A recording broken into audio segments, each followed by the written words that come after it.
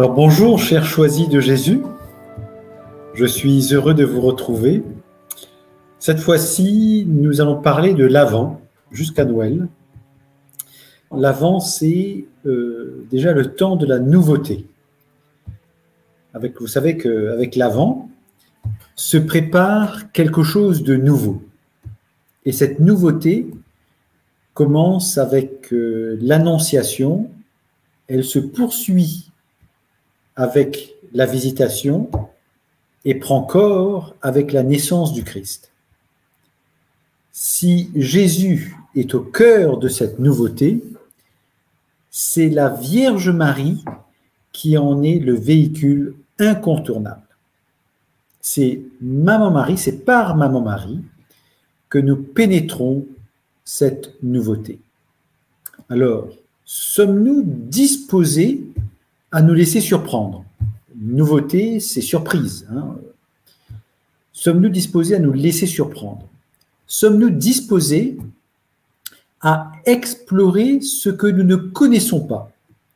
Peut-être que ce que nous pensons connaître, mais en vérité, Dieu, je ne pense pas qu'on aura un jour fini de le découvrir. Même au ciel, on apprendra toujours sur Dieu. Sommes-nous disposés à accueillir l'inédit? Car nous sommes en présence de 3 mystères, vous les connaissez. Le mystère de l'Annonciation, le mystère de la Visitation, le mystère de la naissance du Christ. Ces mystères sont des événements qui se laissent apprivoiser, qui se laissent découvrir, qui se laissent révéler dans la mesure où nous les accueillons avec la joie d'un petit enfant qui s'émerveille de tout. Dans le mystère de l'Annonciation, c'est l'amour de Dieu qui vient à nous et frappe à la porte de notre cœur pour nous inspirer. C'est accueillir le Saint-Esprit. Dans le mystère de la Visitation, c'est l'amour de Dieu qui nous parle à travers nos frères et sœurs. C'est permettre au Saint-Esprit de passer à travers nous pour aller rejoindre les autres. On peut passer à travers les autres pour nous rejoindre. Et dans le mystère de la naissance de Jésus, c'est l'amour de Dieu qui nous parle à travers les événements. C'est le Saint-Esprit qui veut nous garder dans la présence de Dieu à tout moment, où que nous soyons, quoi que nous fassions. Cet Avant est comme un appel qui résonne dans nos cœurs pour nous préparer à expérimenter cet accueil de l'amour de Dieu chaque jour, à chaque instant, où que nous soyons et quoi que nous fassions. Nous nous préparons à vivre quelque chose d'inédit, quelque chose de nouveau, qui requiert que nous soyons disposés à l'inédit, disposés à la nouveauté. Sommes-nous disposés à accueillir des choses nouvelles dans notre vie actuelle? Eh bien, essayons de parcourir, si vous voulez bien, 6 versets de la Bible. Commençons par Jérémie 31, 31. « Voici venir des jours, oracle du Seigneur, où je conclurai avec la maison d'Israël, c'est-à-dire nous, et avec la maison de Juda, une alliance nouvelle. » Jérémie 31, 31. « Voici venir des jours où je conclurai avec vous une alliance nouvelle. » Deuxième lettre aux Corinthiens, chapitre 5, verset 17. « Si donc quelqu'un est dans le Christ, il est une créature nouvelle. Le monde ancien s'en est allé, un monde nouveau est déjà né. » Isaïe 65, 17. « Oui, voici, je vais créer un ciel nouveau et une terre nouvelle. On ne se souviendra plus du passé, il ne reviendra plus à l'esprit. Ézéchiel 11, 19. Je leur donnerai un cœur loyal, je mettrai en eux un esprit nouveau, j'enlèverai de leur chair le cœur de pierre, et je leur donnerai un cœur de chair. Isaïe 66, 22. Oui, comme le ciel nouveau et la terre nouvelle que je fais subsistent devant moi, oracle du Seigneur, ainsi subsisteront votre descendance et votre nom. Enfin, Apocalypse 21, 5, voici que je fais toutes choses nouvelles. Quelle est cette nouveauté à laquelle nous prépare le temps de l'Avent? Eh bien, comme la parole de Dieu vient de nous le dire, eh bien, le temps de l'Avent nous prépare à une alliance nouvelle avec Dieu. Elle nous prépare à devenir une créature nouvelle, avec un esprit nouveau, avec un cœur loyal, avec un cœur de chair et avec une descendance. Elle nous prépare aussi à vivre dans un ciel nouveau et une terre nouvelle, où toutes choses seront nouvelles. N'est-ce pas merveilleux? Ça vaut la peine quand même de s'y attarder quand même. Est-ce là ce que nous voulons? Est-ce là l'enjeu de notre vie? C'est l'occasion peut-être de se poser la question. Où est la priorité dans notre vie? Écoutons Jésus nous en parler avec les mots de notre temps. Nous en parler de cette nouveauté avec les mots de notre temps. Message 233 du volume 1. Mon tout petit, tu entres profondément dans une nouvelle vie intérieure. Message 238 du volume 1. Cette nouvelle vie va t'apporter de nouvelles lumières pour te permettre un meilleur discernement. Message 239 du volume 1. Cette nouvelle vie qui commence en toi va aussi être donnée et avec autant d'intensité à celui ou celle qui lit ces lignes, c'est-à-dire les volumes de Paul Bonheur des Mêmes et Choisis Jésus. Message 240 du volume 1. Moi, je veux te prendre par la main, nous dit Jésus, pour te conduire sur cette terre nouvelle qui est celle de l'amour. Message 46 du volume 2. Tu es bien témoin que nous sommes déjà sur cette terre nouvelle, à l'intérieur de cette église nouvelle. Vous savez, quand Jésus et Léandre parlent de l'église nouvelle dans les volumes, il s'agit bien de l'église telle que nous la connaissons aujourd'hui, mais ce sont les cœurs qui sont renouvelés. Alors, message 65 du volume 2.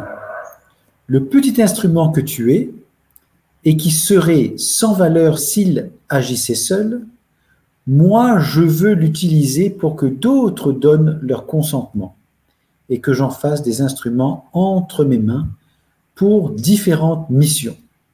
Ainsi sera changée la face de la terre, une terre nouvelle par une église complètement renouvelée. Sois sans crainte, ce ne sera jamais trop lourd pour toi. J'ai la situation bien en main et je m'occupe des moindres détails. Message 11 du volume 3. Tu verras cette alliance nouvelle se réaliser en 3 étapes. La première sera celle de ton dépouillement, afin d'être totalement à moi. La deuxième sera celle de la grande intimité que nous aurons ensemble. La troisième sera celle de la plénitude de l'amour. Message 49 du volume 3. Message 49 du volume 3. Cette vie nouvelle se trouve à l'intérieur de chacun de vous. Et c'est en descendant toujours plus profondément en vous que vous le découvrez, que vous lui permettez de prendre forme et d'éclater. Cette vie nouvelle, continue Jésus, qui consiste à accueillir l'amour, à devenir l'amour et à donner l'amour, paraît beaucoup trop simple à l'intellectuel, au sage et intelligent. Elle est contraire aux pensées du monde Elle peut se comparer à l'attitude de Naaman, le lépreux, devant ce que le prophète Élisée lui demandait d'exécuter pour sa purification. Souvenez-vous, c'est dans le livre des Rois, chapitre 2, versets 5 et 10 à 15. C'était trop simple, continue Jésus. Il n'y croyait pas. Pourtant, c'était la solution. Message 98 du volume 3. Viens te reposer sur mon cœur et le cœur de ma Sainte Mère. À chaque fois, tu y puiseras une force nouvelle, une joie nouvelle et un amour toujours plus grand pour les nombreuses âmes que je te confie. J'ai un grand besoin de toi. Tu es tellement précieux pour moi, ton Dieu. Résumons. Que nous dit Jésus sur les caractéristiques de cette nouveauté vers laquelle nous prépare l'Avent? Eh bien, nous sommes appelés à une nouvelle vie intérieure de foi, qui nous apportera de nouvelles lumières et un meilleur discernement.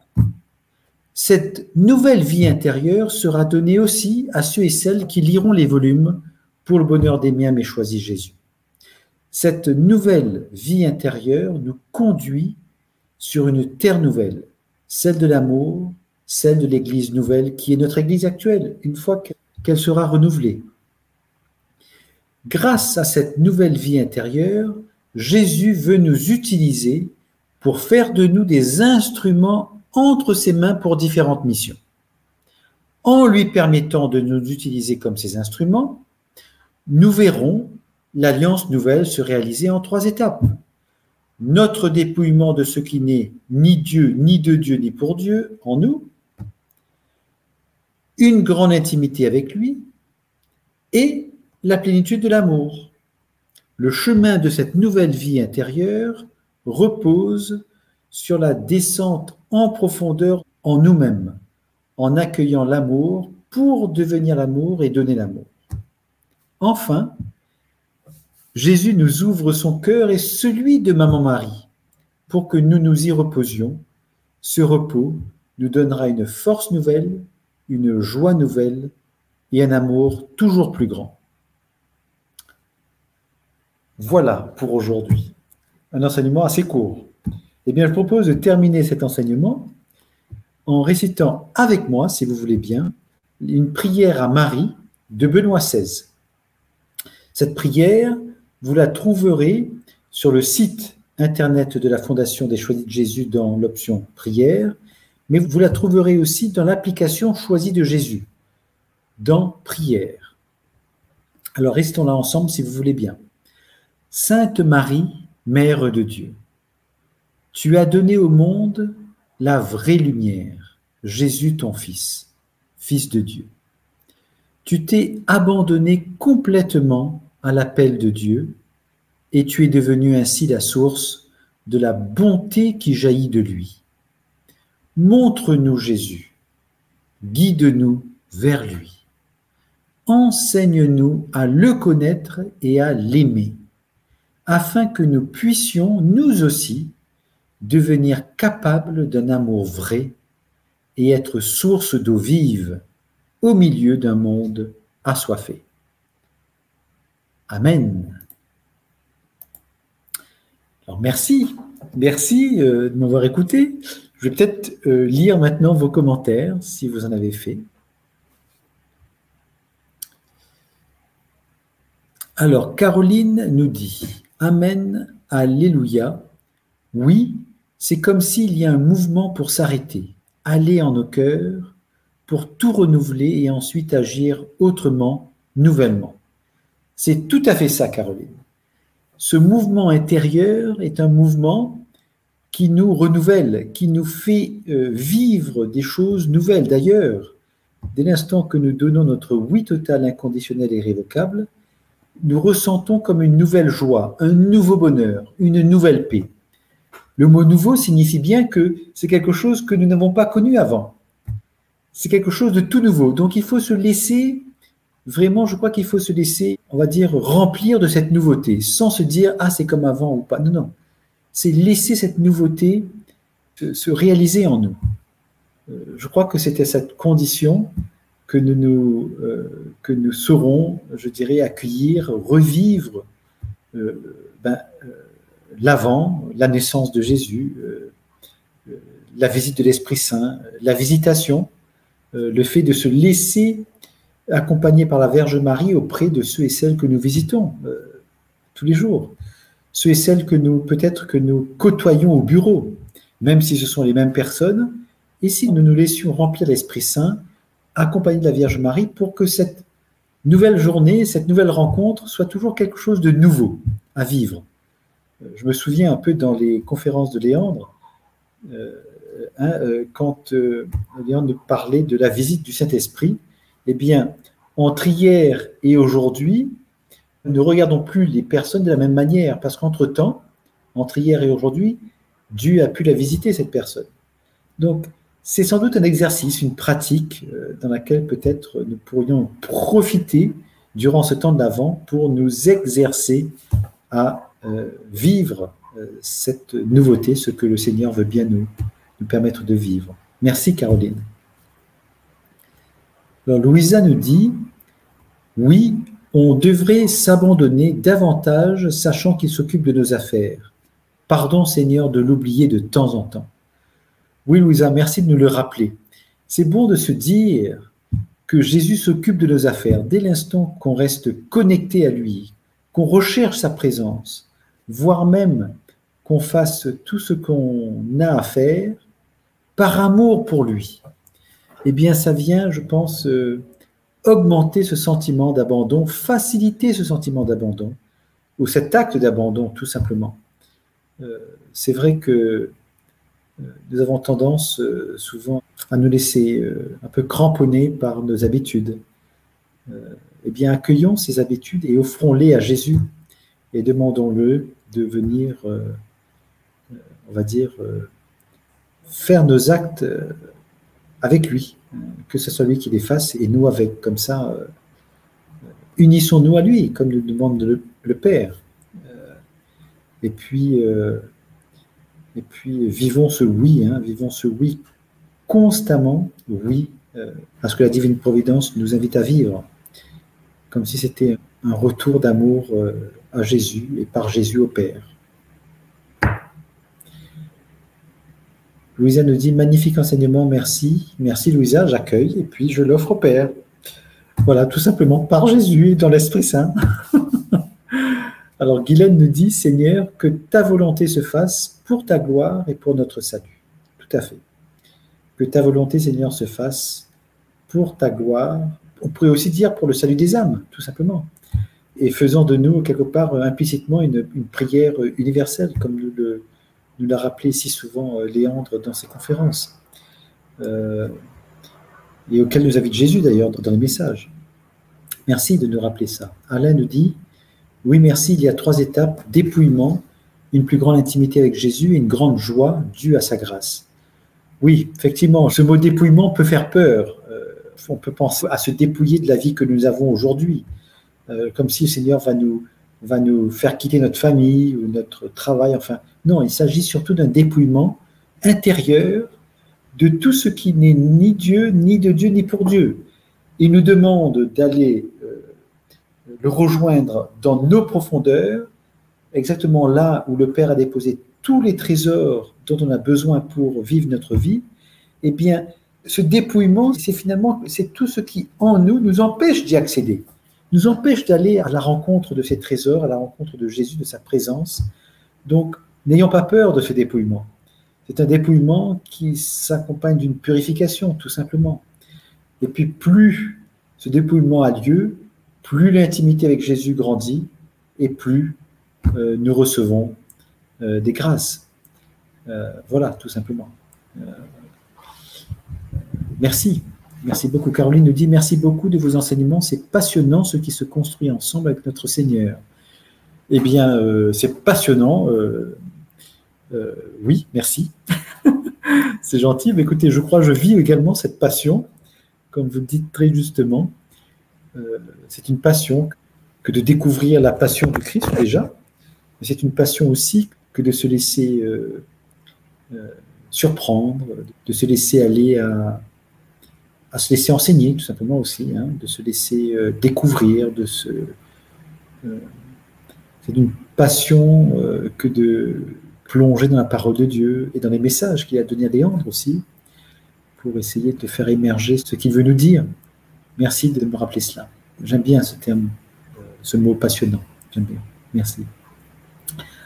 Ange Michael nous dit « Béni soit le Dieu de la vie. Béni soit le Dieu de la vie. » On s'unit à votre prière. Béni soit le Dieu de la vie. Béni soit le Dieu de la mort également, puisque à notre mort, nous allons passer à une autre vie, une vie éternelle. Fantastique. Béni soit le Dieu de la vérité, le Dieu de l'amour, de la tendresse, de la joie, du bonheur, de la paix, tout ça. Mais béni soit-il. Merci. Merci beaucoup. Fabula nous dit « Merci pour cette prière. Amen. » Oui, nous pouvons dire merci à Benoît XVI et merci aussi à la Fondation d'avoir bien voulu choisir cette prière et la mettre parmi toutes les prières qu'on peut retrouver, à la fois dans l'application Choisis de Jésus, je vous rappelle, hein, sur le smartphone ou sur le site de la Fondation des Choisis de Jésus. Une belle prière à la Vierge Marie pour ces temps que nous vivons. Merci. Rachel nous dit « J'aime beaucoup ton message d'amour. » Merci Rachel. Je dirais que l'amour, si c'est un message d'amour, c'est un message de l'amour de Dieu. Puisque je me base sur l'amour de Dieu, sur les messages de Jésus et la parole de Dieu, donc c'est son amour. Merci pour ce beau message d'amour que Dieu veut bien nous partager aujourd'hui à travers ce pauvre vêtement que je suis.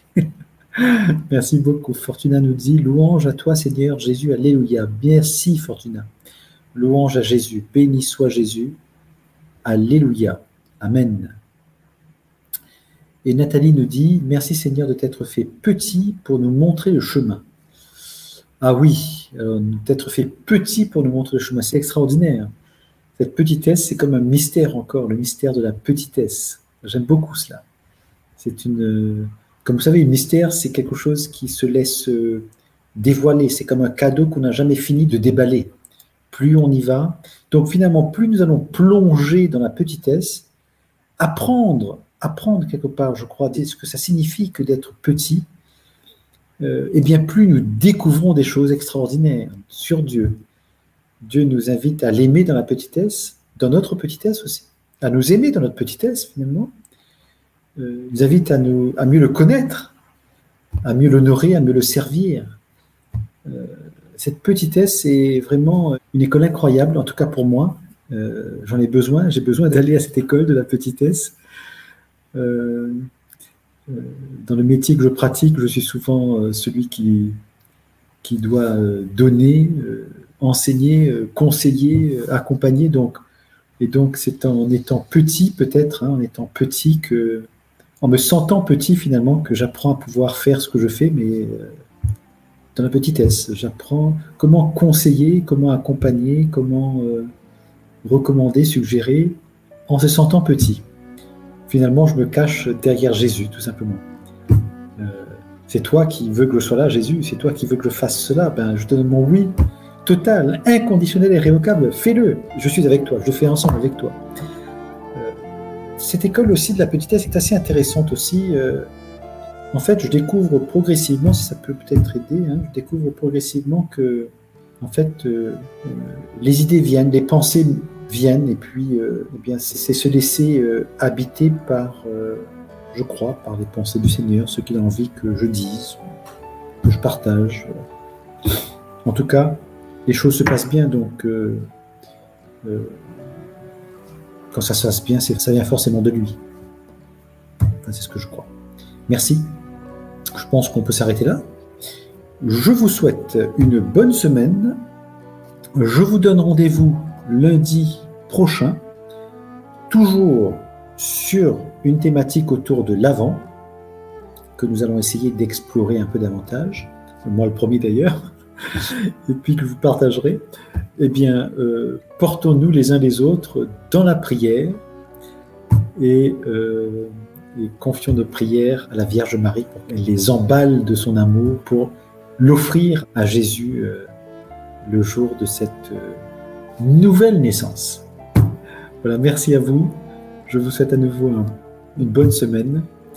Parce que l'amour vous aime, vous devenez l'amour. Parce que l'amour nous aime, nous devenons l'amour. Amen.